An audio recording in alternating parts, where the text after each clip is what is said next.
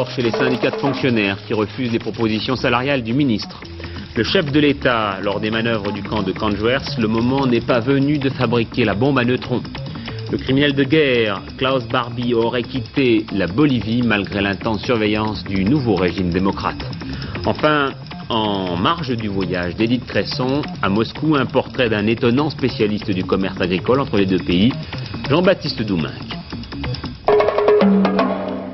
Mesdames, Messieurs, bonsoir. Blocage des prix et des salaires J-15 et tout au long des 2 semaines à venir, on vous parlera beaucoup de ce que l'on appelle improprement d'ailleurs la sortie du blocage. Qu'est-ce que cela veut dire? Eh bien qu'à partir du 1er novembre, rien ne sera plus vraiment comme avant en matière de prix et de salaire. Les 4 mois de blocage n'auront pas été qu'une parenthèse. L'austérité sera de règle et touchera de nombreuses catégories de Français. En vedette aujourd'hui les fonctionnaires. Là, c'est l'impasse depuis la fin de la matinée. 2 séances de négociation et toujours pas d'accord, à tel point que Force ouvrière a même déposé un préavis de grève pour le 22 octobre. Le ministre avait proposé une augmentation de 7,6% des traitements pour 82, augmentation jugée unanimement insuffisante par les syndicats. D'abord, la position du gouvernement par la voix d'Anicet Le Pors. Mon rôle comme ministre de la fonction publique, c'est de mettre en œuvre les orientations du gouvernement et d'exprimer auprès de mes interlocuteurs les directives du Premier ministre qui sont fondamentalement atteindre à la fin de l'année 1983 le niveau moyen du pouvoir d'achat des fonctionnaires qu'ils avaient au début de l'année 1982. Tout ce que j'ai proposé ce matin se situe dans ce cadre. Réaction donc, nous l'avons dit, Laurence Vervin, unanimement négative du côté des syndicats. Oui, alors ce matin, à la sortie du ministère de la fonction publique, tous les syndicats ont eu ces mots pour qualifier les propositions du ministre Anicet Le Pors. C'est inacceptable, c'est nettement insuffisant. C'était la 2e séance de négociation, une séance calme et courtoise, a dit le ministre, mais le moins qu'on puisse dire, c'est que cette réunion ne s'est pas terminée par un accord. À la sortie, les syndicats de fonctionnaires ont en tout cas été moins courtois. Force ouvrière a décidé de déposer un préavis de grève pour le 22 octobre et la CFTC approuve cette décision. La position de la Confédération Générale des Cadres tient en 2 mots, refus total. Pour la CGT, les propositions du ministère entraîneraient une perte sans précédent du pouvoir d'achat des fonctionnaires. La FEN juge ces propositions totalement inacceptables et la FEN demande d'ailleurs à être reçue dès le début de la semaine prochaine par le Premier ministre. Enfin, la CFDT considère comme nettement insuffisant ce qui a été annoncé. Alors que va-t-il se passer maintenant? Ce n'est pas la rupture, car les syndicats de fonctionnaires et le ministre vont se revoir le 28 octobre. Qui aura bougé d'ici là? Pour l'instant, en tout cas dans la fonction publique, la sortie du blocage des rémunérations ne mène nulle part, c'est l'impasse. Prochaine donc réunion le 28 octobre. Aujourd'hui, la CGT, d'une manière plus globale, a réaffirmé, à l'issue d'un comité confédéral national, son désaccord avec le gouvernement sur la sortie du blocage. Les travailleurs, a dit ensuite Henri Krasuki, doivent intervenir pour corriger l'action gouvernementale. Et puis en marge de ce dossier blocage des prix et des salaires, la condamnation de 2 responsables de supermarchés à Apt et au Pontet dans le Vaucluse pour infraction au blocage des prix. Le premier a été condamné à 150 000 francs d'amende et à la fermeture de son établissement pendant 15 jours. Première visite de François Mitterrand à l'armée de terre aujourd'hui. Une armée de terre inquiète en ce moment des conséquences d'une possible réduction de son budget. François Mitterrand avait choisi les manœuvres du camp de Canjuers dans le Var pour cette prise de contact sur le terrain. Et c'est là qu'en réponse à une question, il a fait savoir que le moment n'était pas venu de fabriquer la bombe à neutrons, comme l'affirmait un journal américain, le Herald Tribune. Sur place, à Canjuers, Patrick Lecoq. 10h45, le Soleil et le Mistral. L'hélicoptère bleu et blanc du chef de l'État atterrit à Canjuers en Provence. Accueilli par le ministre des Armées et les principaux responsables de notre défense, M. François Mitterrand entame ainsi une journée consacrée à l'armée de terre. Sur ce camp de 30 000 hectares, le président de la République va en l'espace d'1h30 suivre les évolutions du corps de bataille. La première armée, symbolisée par l'artillerie, les hélicoptères de combat et les chars de bataille AMX-30 appuyés par les avions de la force aérienne tactique.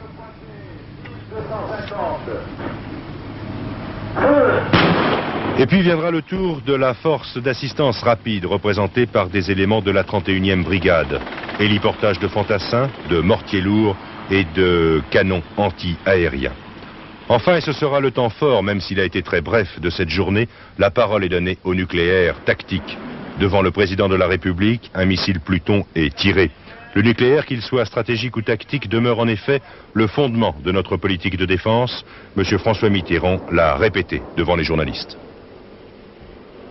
La force nucléaire française se trouve et se trouvera valorisée par l'effort budgétaire actuel.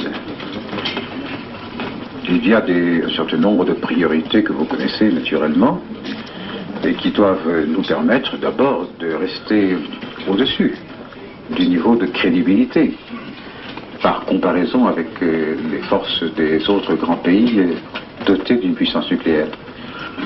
Mais dans l'esprit, la dissuasion ne peut qu'être globale. Il ne suffit pas de dire « je veux ». Il faut que l'adversaire éventuel sache que cette volonté peut se traduire sur tous les terrains dans une tragique, terrible réalité. Je le répète, bien entendu, pour qu'on ne se méprenne pas sur des propos, que notre force est purement et par nature défensive et que c'est pour ne pas avoir à faire la guerre que nous nous dotons du moyen de la faire pour la gagner. Restent les autres questions. Le budget des armées, ce n'est pas un budget de récession. La réforme du service national, les études engagées seront poursuivies. La bombe à neutrons enfin, les recherches se poursuivent également. La France, a déclaré M. François Mitterrand, doit être capable de la fabriquer sans délai si le gouvernement décide un jour d'en doter les forces armées. Le PC, la CGT et la Pologne, le communiste Paul Laurent a commenté l'information de notre confrère Le Monde, selon laquelle, au cours d'un tour de table, le ministre Marcel Rigout aurait affirmé en conseil que la solution des problèmes polonais ne pourrait être trouvée qu'à partir des acquis des accords de Gdansk. C'est une tentative odieuse pour opposer les ministres communistes à leur parti, a-t-il dit. Quant à la CGT, on aura noté les propos de son secrétaire général, Henri Krasuki. Nous sommes profondément heurtés par la dissolution du syndicat Solidarité. Sur place, maintenant, une situation relativement calme, à défaut d'être tout à fait normalisée. On voit ici des petits groupes se rassembler devant une croix à la mémoire d'un jeune ouvrier tué, un jeune homme de 20 ans qui travaillait comme électricien aux aciéries Lénine de Nowa Huta, cette grande ville sidérurgique dans la banlieue de Cracovie.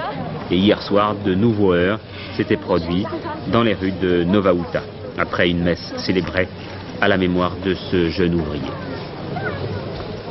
Turquie, libération de l'ancien Premier ministre Bülent Ecevit. Il s'était permis de violer le décret interdisant toute polémique politique. On a réduit de 54 jours sa peine de prison.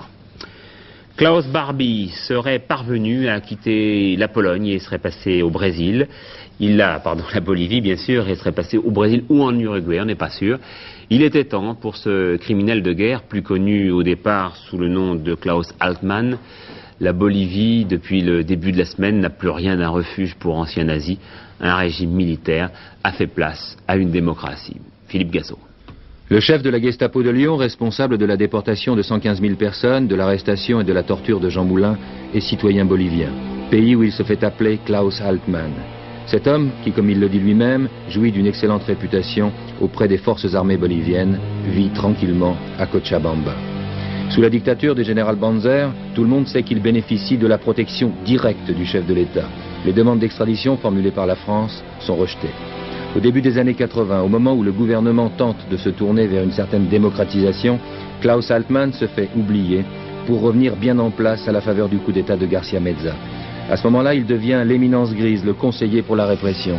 Il symbolise pour les syndicats et les partis politiques la torture tout au long de la valse des dictateurs. L'arrivée au pouvoir du nouveau président, Siles Soiseau, c'est pour Altmann Barbie le monde à l'envers, rien ne va plus. Soiseau a déclaré qu'un criminel nazi au service des gorilles et des trafiquants de cocaïne ait pu franchir le seuil du palais présidentiel est un scandale. La demande d'extradition formulée par la RFA est jugée recevable. Le boucher de Lyon a préféré mettre une frontière entre son pays et lui. Il y a 3 jours, les Boliviens s'en étaient déjà pris à un terroriste italien d'extrême droite, aussitôt extradé vers Rome. Semaine décidément fructueuse pour la police antiterrorisme italienne. Elle a arrêté hier soir en gare de Turin l'une des 2 femmes les plus dangereuses des Brigades Rouges, Nathalie Ligas. L'arrestation de Stefania Ligas constitue certainement l'opération antiterroriste la plus importante qui se soit déroulée en Italie après la libération du général américain James Dodzer en janvier de cette année. C'est qu'après la libération du général américain, les organisations terroristes du nord de l'Italie ont été pratiquement démantelées. Le terrorisme s'est déplacé vers le sud, et en particulier à Naples. Or, Stefania Ligas dirigeait la colonne napolitaine des Brigades Rouges. Enrôlée dans les Brigades Rouges à l'âge de 20 ans, Stefania Ligas, qui en a maintenant 24, fait une carrière fulgurante. Elle est douée pour l'organisation, mais aussi pour les assassinats sur le terrain. Elle fait même partie de l'instance suprême, la fameuse direction stratégique des Brigades Rouges. Hier soir, à la gare de Turin, elle n'a pas eu le temps de réagir, c'est-à-dire d'utiliser son P-38. Seulement, elle s'est mise à hurler pour avertir du piège 3 autres jeunes terroristes qui avaient rendez-vous avec elle et qui ont réussi à s'échapper, même si la gare de Turin était complètement bloquée par la police.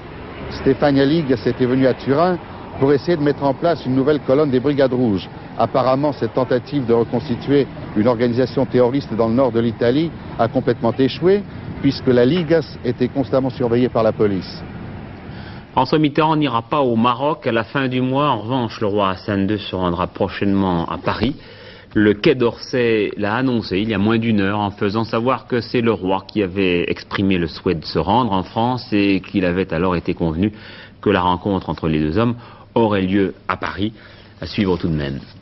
Vous n'avez plus que 3h49 pour régler le paiement de votre tiers provisionnel. Pas de délai, mais contrairement à ce qui avait été dit, la tradition est respectée. Les délais ne sont accordés que lorsque la date limite tombe, le samedi, le dimanche ou un jour férié.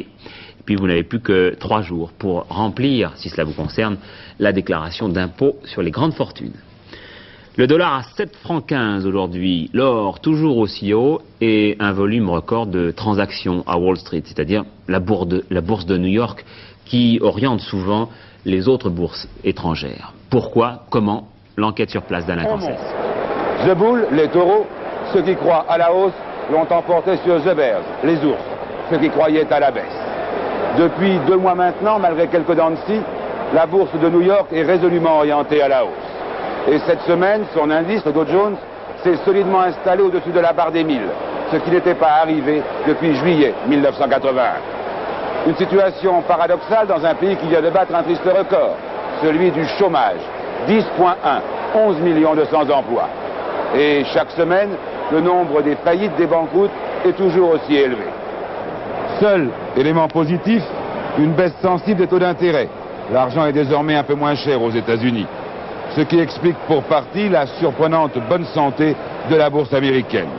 Mais, pour M. Lepers, banquier international et expert réputé, cette baisse des taux d'intérêt n'est pas, et de loin, la seule explication de la hausse actuelle de la bourse de New York.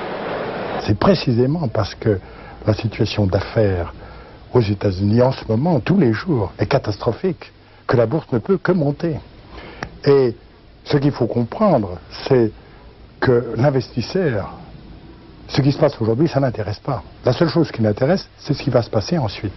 Et donc, on se dit, s'il y a un ralentissement économique profond, eh bien, tout de même, à un moment donné, on en sortira et le gouvernement va prendre des mesures qu'il faudra.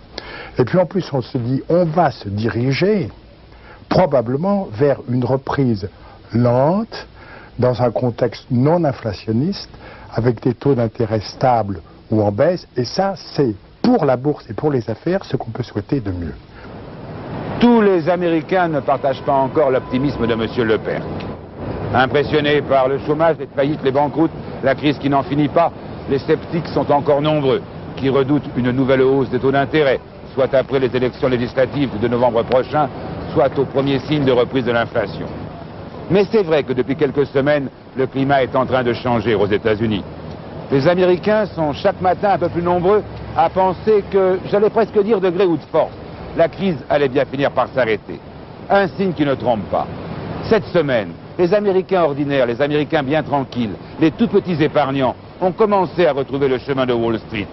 Ils sont venus ici risquer un peu d'argent en espérant être les premiers à profiter pleinement d'une éventuelle reprise. Après les transactions à l'ouest, le commerce avec l'Est, Édith Cresson a signé aujourd'hui avec son homologue soviétique un accord agricole important. La France livrera donc un certain nombre de produits du type maïs, farine de blé, viande bovine, sucre, poulet congelé et plein de choses encore. En aval de cet accord et sans doute après en amont, on retrouve un homme, souvent décrié, souvent jalousé, qui en tout cas ne laisse personne indifférent. On lui a donné tous les surnoms de la terre parce qu'il est au PC et parce qu'il n'est pas précisément smicard. Son portrait par Jacques Sigui et Jean-Louis Saporito. Ça c'est moi quand j'étais petit, oui. Le matin dans son bureau à Paris, et puis le voici l'après-midi chez lui à Noé, près de Toulouse. Son visiteur est le maire de Saïgon. C'est avec le Vietnam que Jean-Baptiste Doumengue vient de réaliser son dernier coup, un contrat de 1,5 milliard de francs. Doumengue achètera au Vietnam 100 000 tonnes de riz, du charbon, du bois. Il vendra au Vietnam des engrais, du manioc, des équipements agricoles et du riz de brisure de moindre qualité. Mais cet échange ne passera pas toujours par la voie directe France-Vietnam. Exemple, le riz livré au Vietnam viendra d'une affaire que Doumengue gère en Thaïlande. Ce qui m'a étonné, c'est que vous alliez acheter du riz à Jean-Baptiste Doumengue. Comment expliquez-vous cette opération? Tôi rất ngạc nhiên khi biết ông mua gạo là của ông Doumengue. Thì là cái điều này là chúng tôi rất là ngạc nhiên. C'est le riz que nous achetons en Thaïlande pour le nord du Vietnam. C'est le principe du triangle cher à Doumengue qui semble surprendre le maire de Saïgon. Le gouvernement français, lui, il est heureux? Le gouvernement français, je parle de ce contrat avec le Vietnam. Il ne m'a pas fait des observations désagréables. Pour le moment, il doit se demander si je vais tout acheter à la France. Ça dépend de la compétitivité des prix. En tout cas, elle aura la priorité. Laissez-moi analyser et vous chanter mes compliments.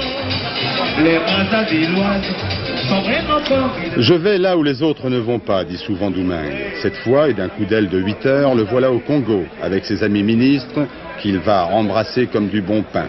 Et, quelle coïncidence, en pleine visite de François Mitterrand. Le Congo est une petite république qui apprend à lire dans Marx et qui sait faire du commerce avec Moscou, bien sûr, mais aussi avec les pays occidentaux comme la France. Le pétrole du Congo sera exploité par une société française. Doumengue a facilité la négociation. En projet, l'exploitation d'une immense forêt d'eucalyptus et la construction d'une usine de pâte à papier. Doumengue est encore dans le coup.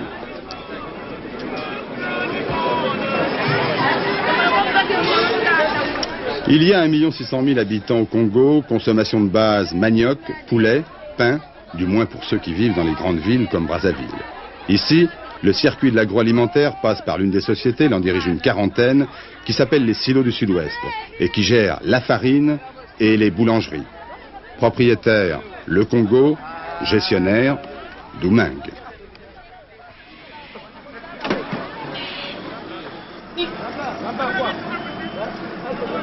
Vous arrivez... on est dans les masses populaires là. Mais vous arrivez comme un ministre ici quand même.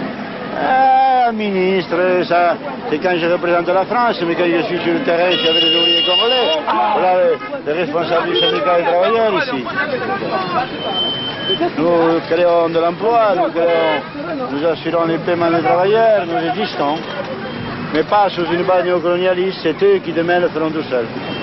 Vous n'êtes pas un peu néocolonialiste? Pas du tout. Pas du tout. J'essaie de donner une image à la France nouvelle. Merci.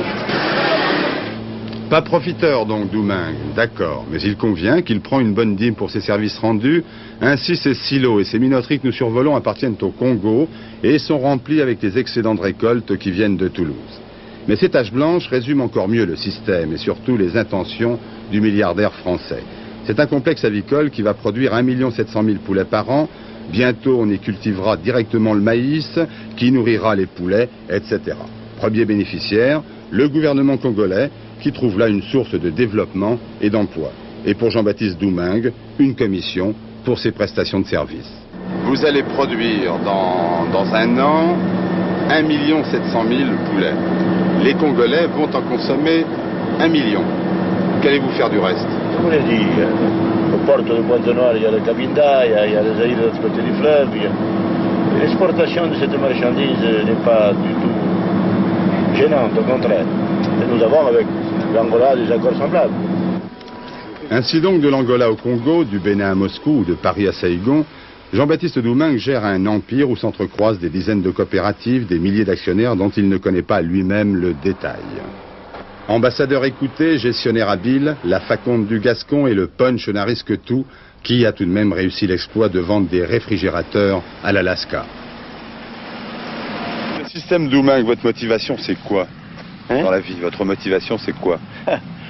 Faciliter la convergence et faire que... Au fond, je suis un révolutionnaire. Changer ce bordel, vous comprenez? Qu'est-ce qui vous agace le plus Ce qui me choque le plus, c'est quand on dit le milliardaire rouge. Comme si on voulait dire, on le fait pour embêter les communistes, ils le font. Comme si on voulait dire que mon souci, c'est l'argent à tout prix.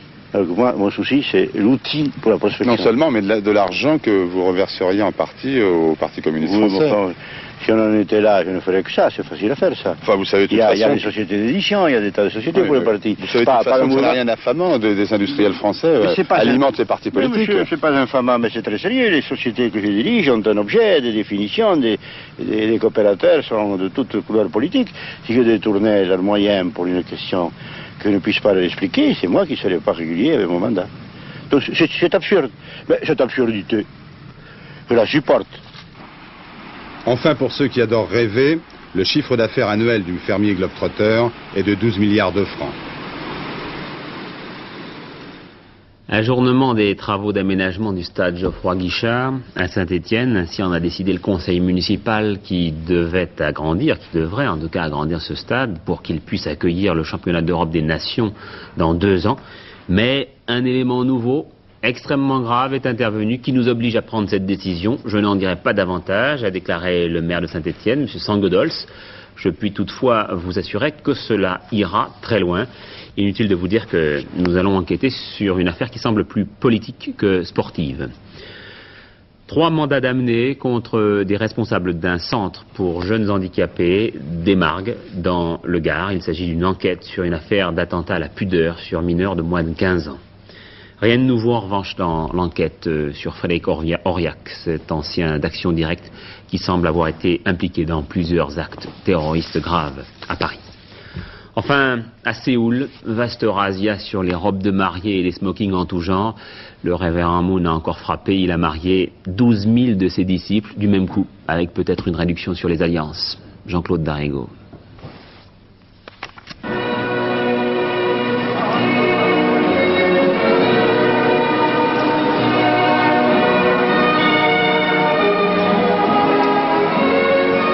Messie réincarné ou manipulateur des consciences, leader spirituel ou businessman averti, le révérend Moon continue à défrayer la chronique, cette fois-ci sur des accents de marche nuptiale et dans une mise en scène que ne désavouerait pas Hollywood. Ces 12 000 jeunes gens et jeunes filles, il les unit pour le meilleur et pour le pire à Séoul, la capitale de son pays d'origine, après les avoir soigneusement sélectionnés. Mieux, il est tellement sûr des lumières divines qu'il a choisi les conjoints les plus adéquats pour chacun des intéressés. Les fiancés ont été présentés, ils se sont salués et en avant pour l'hymne à l'amour. Cette procédure est de règle dans l'Association pour l'unification du christianisme mondial. Moins on réfléchit, mieux ça marche. Le révérend Moon est content, interdit de séjour dans plusieurs pays, condamné pour fraude fiscale aux États-Unis. Il poursuit son œuvre d'évangélisation et de fabrication de mitraillettes. Ces couples vont être sous peu de très ardents missionnaires et les dollars vont affluer dans les caisses du Messie.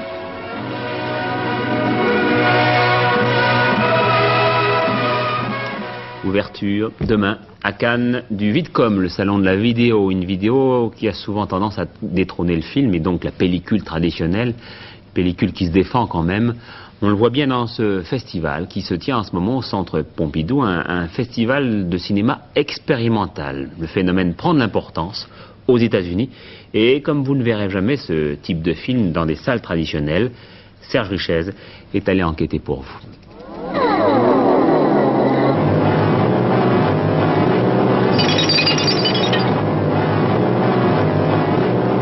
Au climat créé par les premières images, on pense à l'une de ces super productions américaines de films de science-fiction. Puis, on s'attend à la visualisation progressive d'un bolide du 3e millénaire, peut-être. C'est alors que l'on découvre une simple dauphine. En 1961, 20 ans avant le triomphe du cinéma commercial d'effets spéciaux, le cinéma expérimental au service de la publicité avait déjà inventé les principes de la guerre des étoiles. Aujourd'hui, des fous d'images préparent le cinéma de demain sur des ordinateurs poètes qui dessinent sur la pellicule des arbres de toutes les couleurs. Le cinéma expérimental, c'est toutes les formes de cinéma qui ont été laissées de côté, qui ont été injustement négligées par le cinéma dominant, le cinéma de récit commercial.